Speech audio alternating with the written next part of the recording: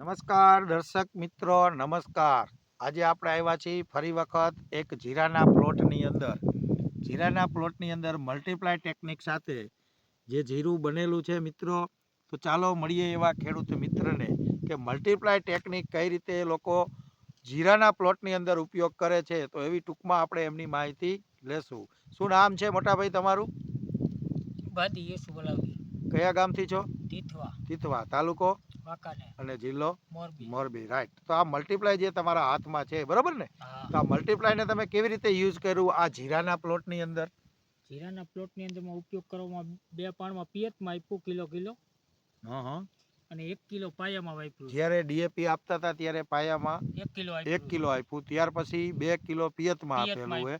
એનાથી આપણને શું શું ફાયદા દેખાણા આપણા જીરાના પ્લોટની અંદર? રિઝલ્ટ સારું દેખાવ, ઉગવણીમાં બધું 100% ઉગવણી આવી, બરાબર. છોડની જાડાઈ, ઉગણી અને ખરાબ પાણીમાં ન આવી ઉગવણી નો આવે. કેનાલનું પાણી અને આ પાણી ખરાબ છે.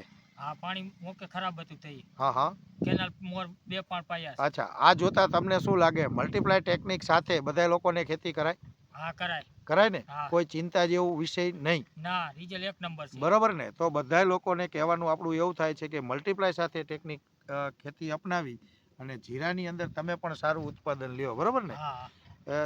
તમે બંને ભાઈઓ ખેતીની અંદર ખૂબ પ્રગતિ કરો એવી આશા સાથે હું અરવિંદ પટેલ, વિષ્ણા બિઝનેસ ડેવલપમેન્ટના એક બ્રાન્ચ ઓફિસર તરીકે આપ સૌ દર્શક મિત્રોનું અહીંયા આપણે હાર્દિક સ્વાગત કરીએ છીએ.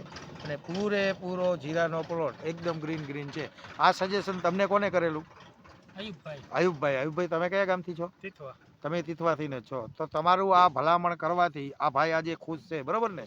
તો આવીને આવી પ્રગતિ કરતા રહ્યો અને આગળ દરેક ખેડૂત મિત્રોને આપણે આ સજેશન આપતા જઈએ તો દરેક લોકો મલ્ટીપ્લાય ટેકનિક સાથે ખેતી કરી અને ખૂબ આગળ વધે એવી આશા સાથે જય હિન્દ, જય ભારત.